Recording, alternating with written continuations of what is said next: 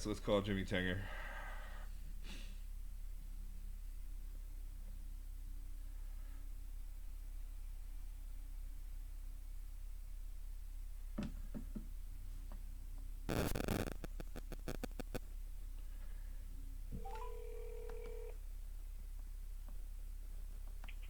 Hello, What's up, Jim Tinger? Evan Sharp. How are you doing? I'm doing good, brother. How are you? Not too bad. Everyone's gonna have to let me know if the sound's working. I still haven't quite figured out how to get the sound going here. Cool. Sounds good on my end. All right, cool. How are you doing? I'm alright. I was actually just watching that, have you seen that Post Malone Nirvana tribute thing? Yes, I did. It was really good, right? It was so good. There was no reason it needed to be that good. I Yeah. was so shocked. I was like, holy shit. I someone shared that on Facebook. I was like just about to go to bed. It was like midnight. You know, it was like pretty late, and someone shared that, and I ended up watching the whole thing. You know, until 2 o'clock in the morning. Yeah, it's crazy. The sound is so good on it. Yeah, I thought it was absolutely. going to sound like some Zoom chat shit. That sounds like terrible and choppy and whatever, but I it heard was, yeah, it was great. I heard they were all in the same house. Okay, you know why? Because there was one shot I saw when like the guitar tech guy like came into the room to help somebody, and then he was in Yeah. the other room helping the other guy. Oh, you And noticed I it was was like, the wait a same minute. dude? Yeah, I didn't notice that. I saw that there were guitar techs helping them out, but I didn't see that it was the same dude in both rooms. Yeah, yeah, yeah. I was like, wait a minute, is that guy like still? I don't know, it was kind of weird, but no, man, it was pretty cool. Yeah, I think that's how they were Also, able all to. this like Was that? all this music. I was gonna say like just all this music that all the terribleness of the quarantine, but like it's kind of cool to see everybody's. I was watching like Jason Isbell's like podcast that he does from his house with his wife, and it's really Nice. cool. Yeah, it's just like a lot of good stuff. Yeah, it's going to be interesting. I've asked that question a lot with like songwriters that I've had on here as guests, like what they think this like quarantine music is going to be like. Right? Yeah.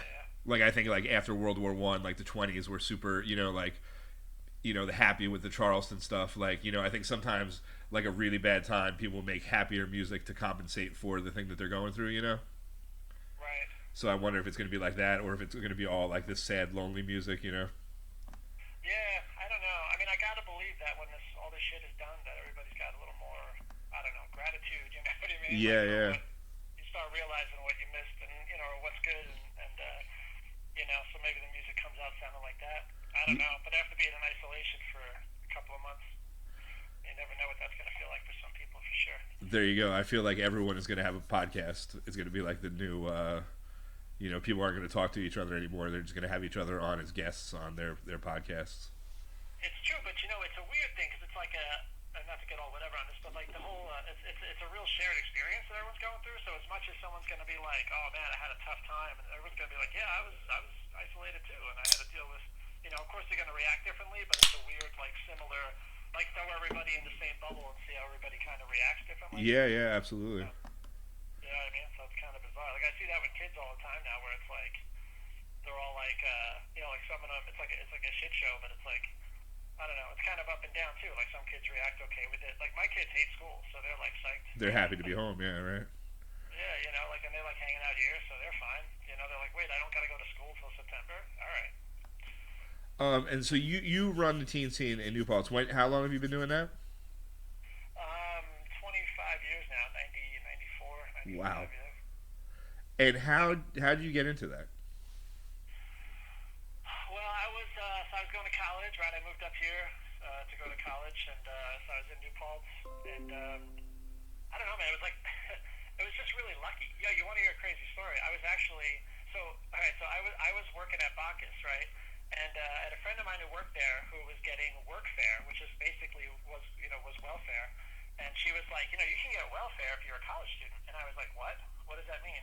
And they were like, no, no, you can get workfare because you technically have no income. And I was like, okay. And I worked at Bacchus, but it was off the books or Yeah. whatever. So anyway, so I went to like the town hall, and I was like, oh, I want to get on this workfare thing. And they're like, okay, you have to do work for us, and we'll pay you, but it's kind of like through the government like pays you for it. So I was like, all right, that's weird. So I was doing that like 10 hours a week, and my workfare supervisor was the youth director for the town of New Paltz. And he was like, he's like, what's your major? I was like, sociology. He's like, oh, take a look at my youth center and see what you think would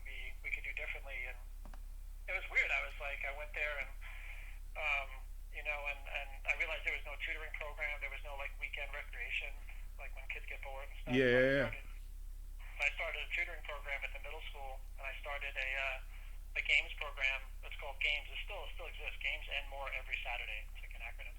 So it was like I did that on the weekends, and that's how I like got money from the government like paid me to do that. And then when the woman who ran the youth center was leaving because she got pregnant and wasn't coming back, um, the guy asked me if I wanted the job, so I had to like apply for it and go against like all these people. And I got really lucky, man, and I wound up getting the job, and then that's expanded And through the years. So how old were you then? I was, You had to be pretty young I at was that point, right?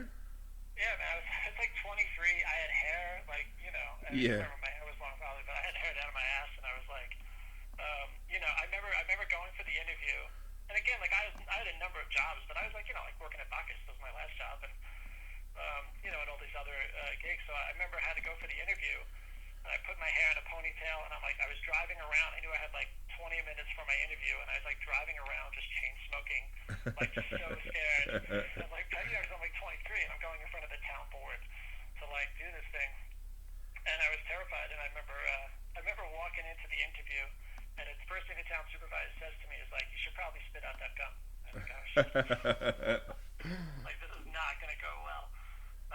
But it was cool, and then I went in front of the youth commission. I had an interview with them, and it just kind of lucked out. And I was, and I remember they gave me the keys, and they said, the center had been closed for the summer, and I was going to open it up in September, and I had no idea what to do. I remember saying to other employees who had worked there, I was like, "What do I do? Like, what exactly is the, because you don't want to look like, your first day on the job, you don't want to look like an idiot. Like, so what's the job? Yeah.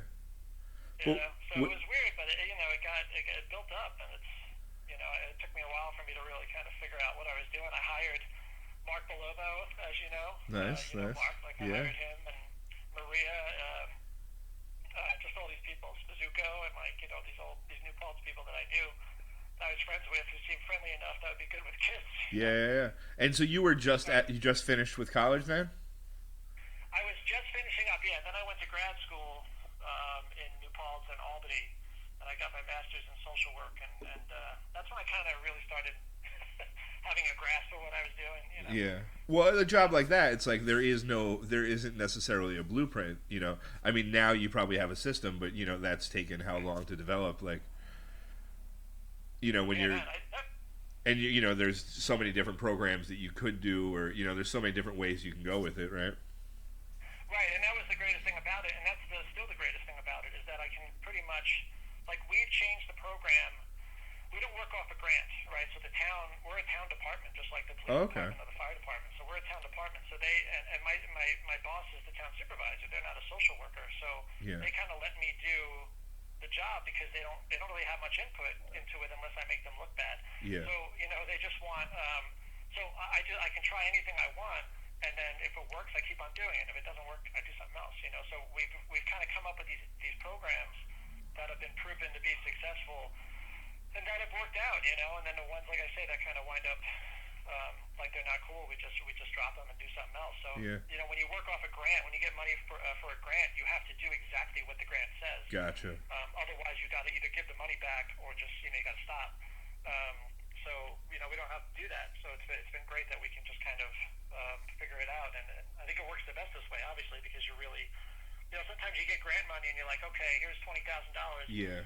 Tell me what you're gonna do, and then you decide, okay, I'm gonna try to do this, and then you have to do that. And even if as you're doing it, you're like, no, actually, this isn't cool anymore. You can't change it because you said you were gonna do something. Yeah. And you have to do it to the T, and then so it kind of sucks.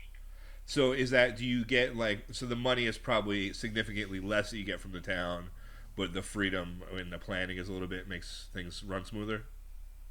Yeah, man, it's definitely it runs smoother, and it's also it's more stability. Like, of course, the town any year can just be like, stop, you have to go Yeah. away. We're not doing a youth program anymore, and that was a problem in the beginning, where people were like, why are we putting money into a youth center? And most towns don't have youth centers, but Yeah. now we're such a part of the community where we're pretty Exactly. well set. With a grant, usually you get a grant for like a year or 2 years or 3 years. If you're lucky, maybe 5. But after that, every time a grant runs out, you got to get other grant money. You got Gotcha. to find ways to survive, and that's tough to hire people too, because you're just telling them, "Hey, I Yeah, got you this don't grant know. for 2 years. I can give you a job for 2 years, but that's it." How many town supervisors have you gone through? um, 6 or Is that like stressful when you get a new one because you don't know how you establish a relationship with the old one? Yeah, but it's just an advantage. I mean, again, I've been here for a while, so it's Yeah. like they generally leave me alone. There hasn't been too many have come in who have been like real pains in the asses, where they're like, they've all been pretty, Yeah. I say left leaning, and certainly believers in what we're trying to do, and I don't really piss anybody off Yeah. so much, so it works out. I guess a town like New Paltz, you don't have like this, big right wing kind of, or like more conservative slash the budget kind of approach to things, right?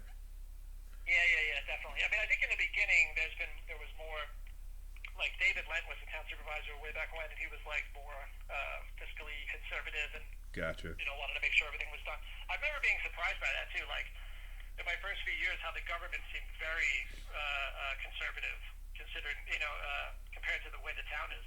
And now Yeah. the town has kind of been. I think the village mayor and the town supervisor and all the board members they're all pretty laid back, which kind of fits with the town I think better now. Is that all? Was that all Jason West coming in and shaking everything up? Might have something to do with that, man. I Yeah. don't know. I mean, that was kind of neat. Well, it was funny because when he ran, the only reason, not the only reason, he's a good guy, but he won because there was a Mayor Nyquist was the mayor, Tom Yeah. Nyquist. I don't remember that guy, but he was the mayor for like many years, and he was older. And his assistant mayor or deputy mayor wanted to run against him, so he ran against him, and both of them split the vote. Oh shit, Like, huh? but instead of getting 500 votes, or Yeah. let's say they each got 250, and Jason West got like 260. Oh, that's great. That's funny. And it was literally like something like that, man. Like 500 people voted. Like nobody votes. Yeah, especially yeah. for, village elections. It's I really remember small. a couple years before him, I was living above 60 Main. Yeah, I guess this must have been like 96 or something. Because Jason West, that was right around 2000 or something? When was that? Maybe even a little later, early Right. 2000s. But I remember like 96, the dude that lived upstairs from me was like a college kid from Long Island.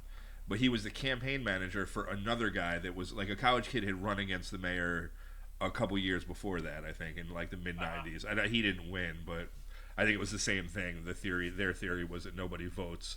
So if we can get like a bunch of college kids to register, like we could sneak in there. But Well, it's funny because in '90, I think it was like '96 or something. But just I was running the day camp in New Paltz. I was like an assistant director of like whatever of like a camp, and then and just as a goof, I told one of my guys who was working with me that I was going to run for town supervisor. Oh, shit. Because the college, it was the first year that the college was allowing students to vote. gotcha. And I was like, well, I'll win because I'm young, and just my face against this 7-year-old guy, like, I'll Yeah. get enough votes to win. So he went, and this woman, Susan Zimmett, was going to run. And he was friends with Susan Zimmett and told her that this other guy, me, was going to run. And she was like, well, then I'm not going to run because he's going to take all the college votes. And then the kid comes back to me like a few weeks later. He's like, are you still running? I was like, nah, I'm not going to do that. I don't know shit about water and all this other crap. So he went and told Susan Zimmett that I wasn't running, and then she ran, and then she won, and Oh, and shit. won several times, and was an Ulster County legislator, and kind of Huh?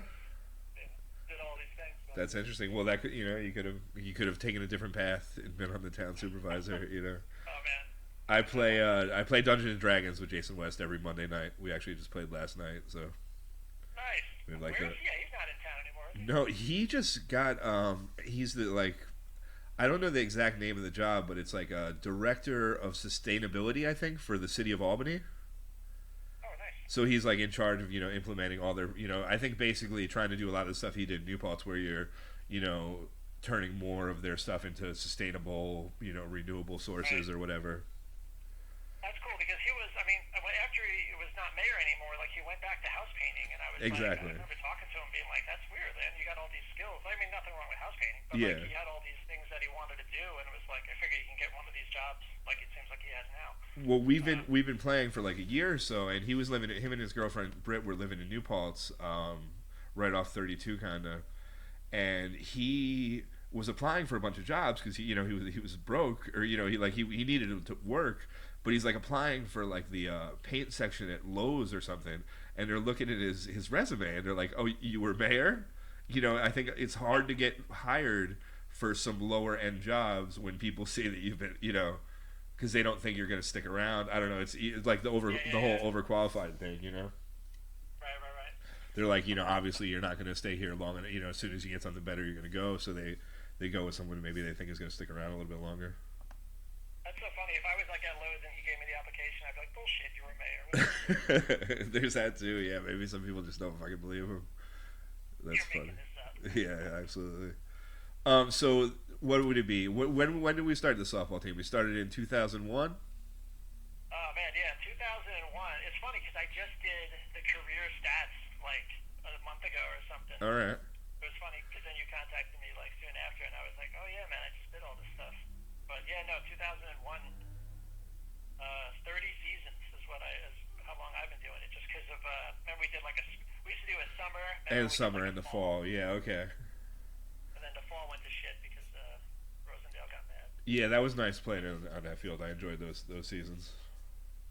Yeah, that was good.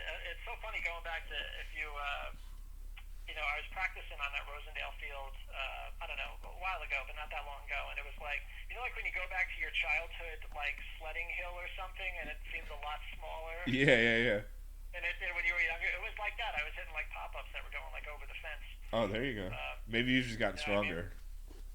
Oh yeah, that must be it. I have. You play in New Paltz, and there's like no way. I haven't hit a home run there ever, and it's we've been there. Oh yeah, those fields are far. I like pitching there just because it's yeah.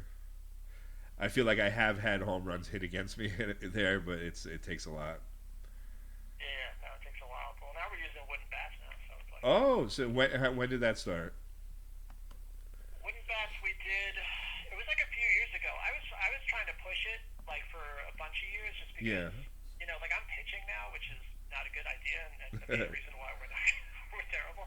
But I'm like pitching, so you know what it was like. I mean, just from playing shortstop for many years and how hard they hit the ball with these composite bats, composite metal bats, and the ball would rocket, and it just so many people were getting hurt, and it was just a mess. So anyway, so I was always kind of pushing for like wooden bats. Yeah. And these big beefy guys are always like, fuck that, I want to, see if I can hit the ball 500 feet. Mm-hmm. Whatever. So we talked about like kind of splitting up, maybe having like a metal league and a wooden league, and all this stuff. But it just never really went through. And then a few years ago, I brought it up again, and I couldn't. I mean, technically, I could just say this is a wooden bat league, but it's kind of rude. So I was like, you guys are the managers. I'm a manager. I vote for wooden bat. Anybody else want to vote for wooden bat? And then a few years ago, everybody kind of agreed that it was a good idea. At least that we would try it. And it worked out. Like it didn't. We were afraid, of course, we were going to break all these bats and waste all this money, but it didn't really happen. I mean, just maybe in like the first few games and maybe the last few games when it's cold. Yeah, gotcha. Get something on the handle or whatever, but. And wooden bats are probably significantly cheaper, no? Much cheaper, yeah. I mean, you could buy expensive ones that are. Well, it's funny because we just said wooden bats. I didn't even say wooden softball bats. So people were bringing in their little league bats and so any baseball bats, really anything. We didn't really put a limit on it. And if you wanted to spend $300 on a maple, whatever that made you feel good, then we would allow it. But nothing. A really good, there's some really good bats that were definitely. I couldn't tell the difference honestly between like a wooden and a metal one for some of them, but for the most part, it definitely felt safer. It's like so. I mean, I like swinging a wooden bat. So the line drives weren't coming at you quite as hard. Yeah, no, not at all. It definitely was lesser, but some of them still got some distance. I mean, people who were going to hit home runs, still hit home runs. They could still wallop it, but I don't know. It just didn't feel as scary, I guess. Yeah, that's why I kind of stopped. It was that, I think I broke a hand maybe a year or so before I stopped from a line drive that hit my gloved hand. So I actually had protection. It was like it hit the backside of the glove and still broke a couple fingers, and I never saw that. Like there was no. It wasn't like I wasn't quick enough to get out of the way. It's just it was there before I even registered it coming. Yeah. So if that would have been in my head or anywhere, that would have hit me wherever it was going. I had no control over that. I get hit all the time, and it was like it's like a game, and it's a terrible game to play. It's like just don't get hit in the head. Yeah, and, exactly. And if you hit me in the ankles, I'm probably going down. But anywhere between the knees and the chest, I could probably knock away, or at least it won't kill me. You know what I mean? It's like a terrible thing, but. But for a recreational league, it's almost like that's putting yourself in a lot of. Yeah, it seems kind of silly, especially I was like, what am I doing out here? What is this about? Yeah, I think that was Ian's thing. Ian just commented, "Remember pitching to Chad? He doesn't think it would make that any less terrifying." Yeah, no, I was pitching to Chad last year. Yeah, I mean, and Chad's probably gonna hit. Chad's gonna hit home runs regardless. I think.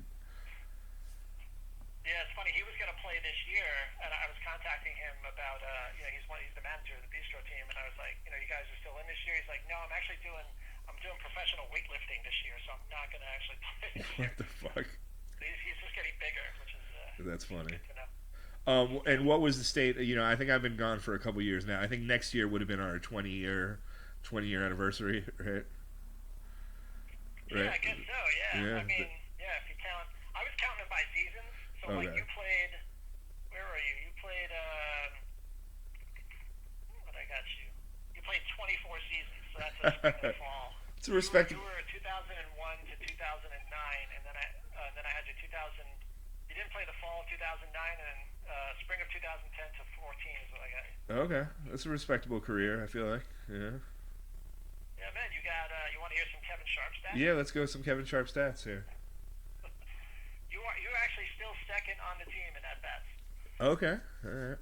This is crazy. You had 793 at bats. You got 376 hits, 271 runs, 282 RBIs, 74 doubles, 20 triples. Kevin Sharp. All right. 8 home runs, 54 walks, and you batted .474.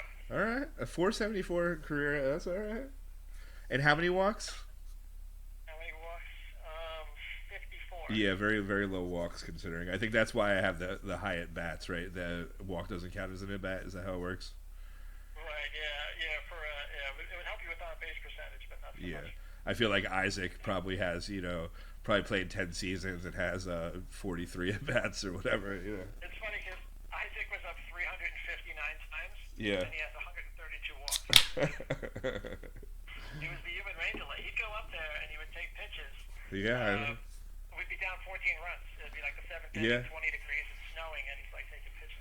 I remember the Cabalusa guy just drilling him in the back with the first pitch a bunch of I think he would throw one pitch, Isaac could take it. He'd throw another pitch, Isaac could take it, and then Isaac would step out of the box, put his gloves on, and then the next pitch would be right in his back. That Smitty motherfucker throwing 70 miles an hour. Yeah, that was Smitty. Smitty was playing up till a few years ago, man. It wasn't even that long ago. It's funny. I wonder how old, because I think of we started when we were I think I was young, early 20s, mid 20s. So that guy seemed like he was 50 then, but he was probably 35. It probably wasn't as much older than us that he seemed. Yeah, what was his great advice to you when you asked him how to pitch? I forget what he said. It was something obnoxious though. Yeah. He said cheeseburgers and beer. Yeah, something. Yeah, it was. There you go. That was his fatherly advice before he struck out 20 of us. Yeah, those games were. I think there was one game where they beat us 12-1, and it was a moral victory for us. That wasn't that bad compared to how we were getting beat. I remember that game because we played at Rosendale, and they weren't winning that. They weren't killing us too badly. Yeah. In the beginning. It was 2-1 or something for 4 innings, which felt like 7-game World Series. We were excited. There were a couple years, I think, with that team in particular, where we were playing them, where their team wasn't very good, except for Jack, that whatever that catcher's fucking name was, Chad, was it Chad Kruger or something like that, or I don't know. They had that the catcher that looked like Stone Cold Austin. They had Jack that ended up playing with us for a while, but then they'd have a bunch of dudes that weren't very good. They'd have a couple very, very, very good players. But they didn't need to be because the pitcher was so good, so their outfield would just play in the infield. For the Exactly. most part. Yeah. If we fouled off a ball, it got really exciting. Yeah. Yeah. So what was the state of the league? You were scheduled to play this year. How many teams were going to be in the league this year? Probably we're down, man. We only have 6 teams left. What do you think that what do you attribute that to? I don't know. A lot of the I don't know. There was a lot more when I asked other leagues that, because I remember I was talking to a guy from Plattekill and a guy who runs the Kingston League, and he said they're down all over the place. It's just sports is down. For some reason. We lost a lot of the older guys, and of course you got to replenish it. And we just, the teams like Mudville and Yoga team, and all those teams just kind of got older and left. And we had some younger teams in for a little while, but when we stopped playing in Rosendale, we lost a lot of. We had a few teams that would come down from Kingston who were no Gotcha. longer willing to come down to New Paltz. Yeah. So it was things like that, I guess. But I don't know. I'm not really 100% sure. I mean, the guys who play, seem to enjoy it. It's still fun for me. I mean, look, it's the only thing that I do where I can stand out there and not really feel. You can't really think about anything else. So if you got any shit going on, you're like, Yeah, yeah, yeah. you're out there. You got to focus on softball, otherwise you're gonna get hurt. So it's just one of those things where your head's in it. Yeah. So I kind of like that aspect of it, but. Yeah, I don't know. Just maybe people don't do it anymore. I know with kids sports, everything is kind of on a lower enrollment too, Huh. which is weird.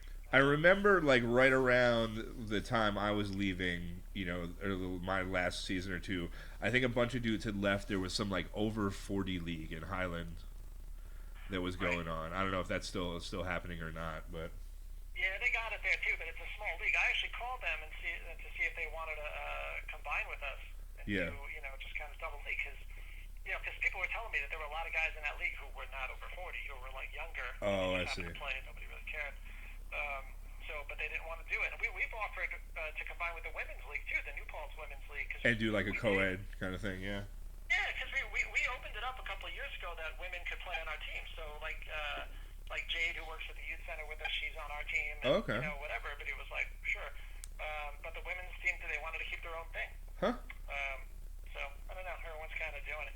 I mean, I can see with kids sports and stuff, everybody's more isolated and kind of on computers and Yeah, yeah. doing all that stuff, so less likely to maybe be more active. But I don't know. I don't know about people our age. Yeah, it was definitely fun. I have the picture up on the screen now of that it was early on. It's like Larry Beamer right in the middle. You got me with my arm around Romano. I think this must be like in one of the first few seasons. Kavanaugh, Pickles is there. Pickles and Pross and Eric Wilson. Yeah, man, those are great times. Those games at like Kaboo or like, oh, I got you. I just opened up the computer. I see it. Yeah. That was at the ranch. That might have been. Yeah, I really have no idea. Yeah. Probably. Yeah, that was crazy, man. We won that first championship. That was glorious. Yeah, that's. I mean, that's what I was saying in the intro. We weren't. Dave Fish says fall 2001. We that first season we were B League. There were 16 games. I think we won 2. We beat Gom Realty twice, or they might have been the Faircloth Fades then.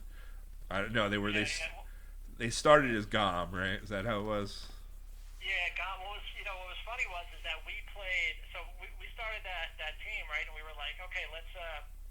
I think at one of the meetings or something that I was at, guy next to me was a guy on GOM, and he was like, it was their first season too or something. I don't know. Okay. But he was like, hey, maybe we should play practice. And I was like, hey, you guys want a scrimmage?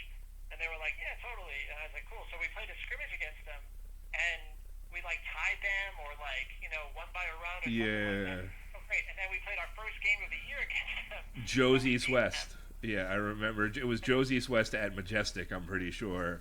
And it was a bloodbath. Yeah, that was. And we were psyched. We were like, oh, we're going to be good at this. And then we played like P&G's or Capalooza and lost by like 20 runs. No, it was. Yeah, the first game was Joe's East West. I was catching and Johnny Wong was pitching. And I remember at one point he just throws the ball down in disgust while people are still running around the bases. And then just scream to him, like, you got to pick that up. That was a bad one. Yeah. That's funny, man. You look at those, like, yeah, I think Larry was playing first. I think Yep. Frank was playing shortstop, yeah. How's Sorrentino doing? Have you talked to him? Talk to who? Frank Sorrentino? Yeah, I every once in a while. I actually was just texting him pretty recently, but he's over he's in Connecticut. Okay. Yeah, he's in Connecticut. He was like, he's working at some school over there. Nice. He's doing good. Yeah, I would like to see him at. We both worked at a camp for a while. Is that where you teach archery? Yeah, and I still do it. So he was kind of there until last year or so. So I would see him every summer, and we kind of touch base. But he's good, man. He's got a couple of kids. Nice. Hello? Hey, what's up? You got me? Oh, I'm sorry. I thought I lost you. I think Oh, my phone no. was like. No. But no, man, he's doing good. And Bellomo's got that. I don't know if you've seen his show on. Oh, yeah, the Toys That Made Us, yeah. Yeah, it's pretty awesome. So he's.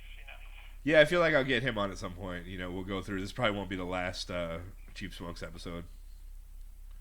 Right. You mentioned Romano. Yeah, he's in like China or something, right? I don't know. He was. I think he left. He wasn't like.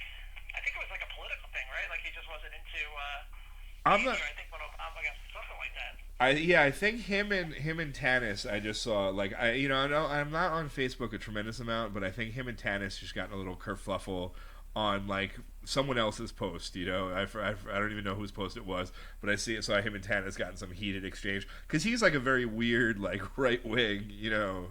I don't know. Like I don't think I really understand Adam Romano then, or I probably don't wouldn't understand him now either. But he's a very Yeah, interesting yeah, it's dude. funny. It definitely would go. But you should ask Larry about it because I think him and Larry, they were like best friends, but also like politically. Yeah, yeah, yeah. Maybe it was on one of Larry's posts that Tanis and him got, Chris Tanis and him got into it, but it was some weird. And I'm pretty sure that Adam said that he was living in China at the time, and this was like a week ago, or a couple weeks ago. So Yeah, he's been there for a little while. Yeah. is that? And you think that's he moved there because of Obama? That would be a weird thing to do, but I don't know. I don't want to say stuff, but I yeah, think that was definitely like like it was definitely a political thing. Like he didn't want to be in this country, huh? and it wasn't a racial thing. It was just Yeah, kind yeah, of like yeah, yeah. Well, that's funny because you see everyone say, "Oh, if Trump wins, I'm going to leave the country." It's interesting for it was Dave Fish said it was on one of his posts that they got into that fight. But it's kind of commendable to be like, "Fuck it, I'm going to move to China because this person got elected." It's kind of great. yeah, it's so funny. It's not like I'm going to Canada. I'm going to fucking China. Yeah. Oh The goodness, exact opposite of the world. people are fucking nutty. But man, you're always welcome to come back on the team, man. If you want to make some spot appearances. Well, I told someone that the last time. when do you think? When do you think? Obviously this season is probably a wash, right? I don't know. I mean, we're on hold, obviously, but I don't know. I mean, outdoor stuff. I mean, even with the youth center, like right now, we're not open. We're doing kind of remote tutoring, and we're doing like I do Zoom chats with kids, and Okay. we do this live Instagram show like a few days a week, just to just for entertainment, just try to keep in touch with Yeah, people. yeah, yeah. But I think like when outdoor stuff starts resuming, and right, like drive-ins are open. Like the Oh drive-ins wow. open on Friday. Huh. You can go to the Hyde Park Drive-In this Friday and see a movie. Is this Friday the first time it's opening, or it's been Yeah, open? it's the first time that they're Okay. allowed to open, and it's on their website. They're like, we're opening, we're just not sure what we're doing yet. But Yeah, you would imagine no you know, concessions, right? Like what's that? you would imagine no concession stands, right? Like, because it's probably gonna be Yeah, I fucking would think packed. so. I don't know how in the bathroom situation. I don't know how that Yeah. works, but I mean, I guess you figure it out. But yeah, I don't know. So once like outdoor stuff starts opening, I can technically open the youth center kind of outdoors and do some outdoor things, and I can softball's outdoors. So I don't know. Maybe we'd be able to figure it out, but I don't know. Nobody's like clamoring to do it right now. I think Yeah, we're yeah. fine to wait it out. This whole baseball thing. Did you read about that? I saw something. I went and visited my parents yesterday for Mother's Day, and saw the thing on TV about the 82 game season. Right? Is that what they're planning? Yeah, it's weird, man. Like 82 game season, it would be like in your Divisional. It would be in your home ballparks, and you would just play teams. Like it's kind of I think it's a geographical thing. Like you would just play Yeah. teams. NL East Kind of versus AL East, right? They would not National League, American League so much, but like the Eastern Division, the Central Division, and the Western Division, right? Right. Yeah, and then you would have like it would be DH in both leagues, and Oh, okay. yeah, it's kind of weird, but yeah, I guess it's I don't know. Every time I thought about it, I was like, I don't know if I like this, but it was like, oh, it's better than nothing. I wonder how the playoffs would work in that situation. Would the World Series still be a National League team versus an American League team, or it would just be the divisions versus each other? Yeah, I don't know. I'm not sure. I can't imagine. That's got to be tough though. Like you watch it again, better than nothing. But to like have to watch a game with like no fans, Yeah. it just watching like Game 6 of the World Series, it just wouldn't have any juice. Yeah, yeah, absolutely. It would definitely be a whole different world. I mean, baseball is nice because you're not, the proximity isn't that big of a thing. Something like football, like I don't understand how that, with however 60 dudes on a team, everybody there is obviously touching everyone's, in everyone's else's space. Like seems like that's going to be a much harder thing to that or basketball Yeah, even, you're breathing heavy on each other. And, Yeah, exactly. That or basketball, like stuff like that, seems like it's going to be very hard to get going again. Yeah, I would think so. But I don't know. Do you think that it's a coincidence that Slayer stopped touring and then a plague struck the world? Yeah, I think it's absolutely makes sense. It seems to match match up pretty well. Well, it's like, when remember when God Hates Us All came out on 9/11. Yeah, exactly. Yeah. Yeah. And I remember listening to that album and feeling kind of bad about listening to that album during that day. I think that Um, I think I went with you to was that Roseland? Were you there for that one? yeah, we went. It was that tour. Yeah, we were there. And that was a bad one where the sound got fucked up early, and it was like they just kind of like it seemed like they kind of gave up almost, like they I don't know. Yeah, but it was a great show we went to. We went to see him at the Civic Center, which Exactly. is a shitty place to see a show, I think. But remember we saw it. They Like, started, they played, like, yeah, yeah, they played Angel of Death like the second song. We're like, what the fuck is this? Why Yeah. would you play like your main song? And then they played. They went played straight every through, song yeah. they could play. I Like, th- holy shit, they're playing Rain and Blood in order. I think that was the last time I saw them, and that was like 2006 or something like that, maybe somewhere in that neighborhood. Yeah, that was a while ago. Yeah, I was pissed. I wanted to go to the last show this year at the Garden, but I just, what? It was like $150 to sit in like the last row. It was terrible. You went to the Big Four at Yankee Stadium. No, I didn't see that. No, Did you see any of the Big Four shows? No. no, I didn't see any of this. See, for me, it seemed like to spend that money and be 270 feet away. Like that Civic Center show. You can pretty much walk right up front for that. Like, I don't know. I feel like I'm used to seeing them in much more intimate, or at least where I was able to get closer than me sitting in a upper deck seat watching Slayer just wouldn't feel right. I don't think. Yeah, you want to be able to move around. You don't want to like sit in the. Exactly. Yeah, that seems crazy. Yeah. I tell you what, a great Slayer show was when I saw them. It was the South of Heaven tour, and they played at the Felt Forum at the Garden. And the Felt Forum, I don't know if you remember, but the Felt Forum, well, it's called the Paramount now, but it was basically the basement, literally the basement of the Garden. And they used to do like Golden Gloves. They used to do boxing. Okay. Yeah. Anyway, so it was like the basement. It was just a big floor, and it kind of looked like the Civic Center, just kind of like an ugly, like, Yeah. Whatever. And it was on the South of Heaven tour, and I remember we walked into the place, and they had folding chairs all set up, and we all looked at each other like, you gotta be fucking kidding me. Folding chairs? Like, what are you, nuts? And then, like, as soon as they started playing, the chairs started flying, and then Tom Araya goes up to the mic, he's like, you guys gotta stop you guys gotta stop throwing shit. And, of course everyone's like, you sing songs. About Like, yeah, exactly. aggressive, violent tunes, Yeah. and you get upset when people start throwing chairs. And it was like 4 or 5 songs in, and he just goes, good night, assholes, and they just all walk off the stage. You Which started it, excited, Tom. made Yeah, it worse. that's pretty funny. I've been going back. I'm on kind of like a thrash metal kick right now, where I'm going back and trying to listen to stuff that I didn't really get into at the time. Right? So I like the Bonded by Blood Exodus album. Like I never. Oh, so good. The first thrash show I ever saw was the Headbangers Ball tour at the Civic Center, the Anthrax Exodus and Halloween. But that was with the other singer, so and I had the album with Toxic Waltz on it, whatever album that was. I remember having that on cassette. But Bonded by Blood, friends of mine had it, and I had heard it, but I never really delved into it. And that's a really good one. Oh, so good, so good. That was one of the first. So when they played, when thrash started getting really big, and they played the Beacon Theater. It was like this big show because for it was Anthrax, Exodus, and Celtic Frost played the Beacon Theater, and for those bands to be playing you've been to the Beacon, right? It's like it's not a place to see a heavy metal show or a thrash show, so it was crazy. So, but whenever you walked out of the aisle, if anybody started slam dancing or anything, they would the security would just Shut pick it you up down. and pull you out of the place. Oh wow. The worst place. And they used to do the Super Bowl of hardcore shows every year at the Ritz in the city. Yeah. And every hardcore band that was pretty much alive at the time would Yeah. play, but they give them all 15-minute time slots. So it would start at noon and it would just go until until whatever. But that was, those are great. And then CB's used to have hardcore shows they used to have a Sunday matinee at 2:00. Yeah. And all you had to do was be 16. Nice. And all these kids would be online with their birth certificates. Yes. waiting to get in. Well, that was mine. I used to go see Testament at the Chance, and I was still 15, so I would borrow Luis Hernandez's birth certificate. So I would go, 15-year-old Kevin Sharp with fucking Luis Hernandez's fucking birth certificate. The guys would just be like, get the fuck out, whatever, get in here. But yeah, When you got into CB's, when you left, they would stamp your hand. So we had this kid with us, Peter Dominiani. He was the artist out of our country. Shit, nice. And we'd find out what the stamp was, and he would be able to draw it. Oh, on fuck. our hands. Nice. So then we would just get in for free. Oh, that's great. Nice. Yeah. Were you the one that's? So, I remember somebody telling me that they saw Metallica on the Master of Puppets tour at the Civic Center.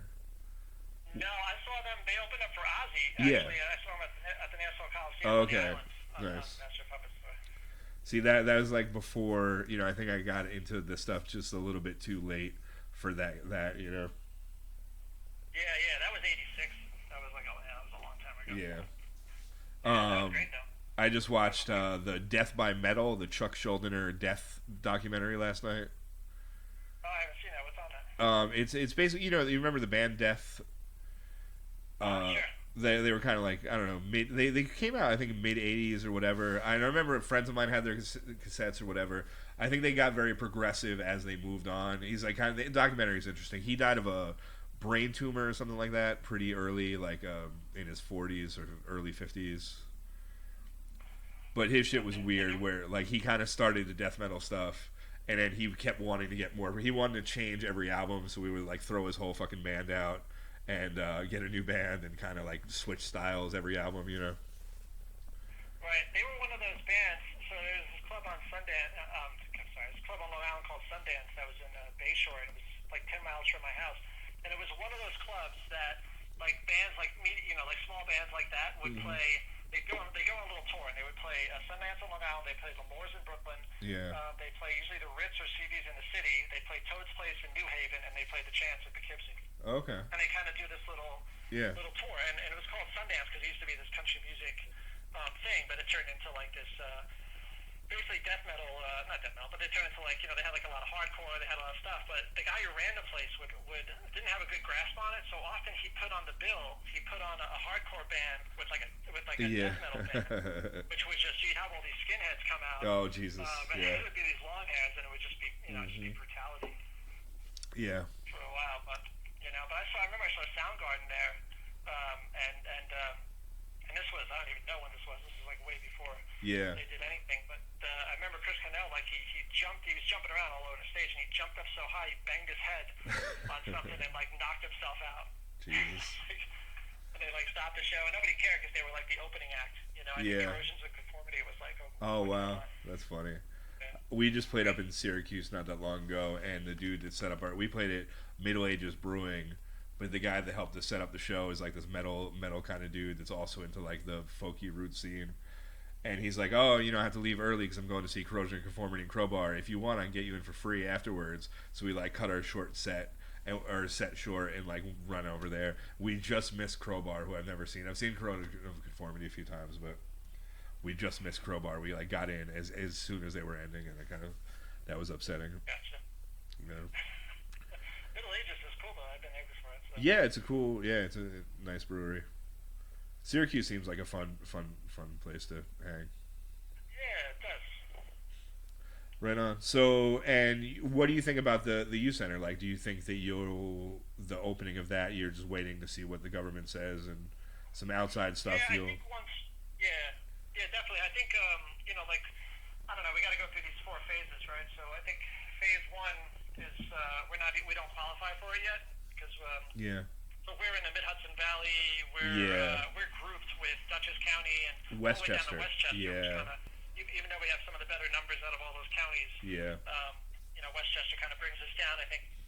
That seems like they kind of like almost all the areas from what I saw have at least one larger area. Like Binghamton is roped in with one, and Buffalo is roped in with one. Where like they have one larger center roped in with most of the. Yeah, which is kind of messed up, but I mean, I get it. My wife's family lives in Fredonia, which is Chautauqua County, western New York, and they got nothing going on, but they're grouped with Buffalo. So Gotcha. They're screwed.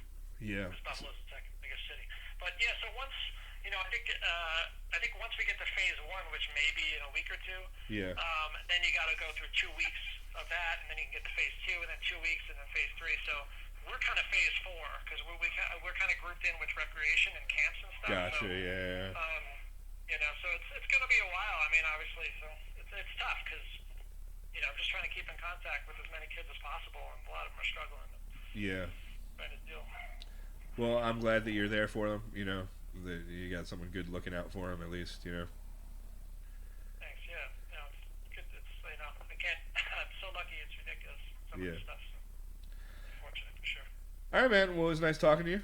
Thanks for uh, Have it start. thanks for the chat, dude. Yeah, yeah. Thanks for doing this, man. It's great that you're out there and doing this stuff. Yeah, at first I figured if I'm gonna be at home like losing my mind, I might as well document it and talk to people while I do it. But then I ended up getting kind of busy, so I don't know. Now Yeah, something to show the grandkids. there, there you go. All right, Kev. Take care, man. All right, bud. Later. Later. All right, Jim Tinger, ladies and gentlemen.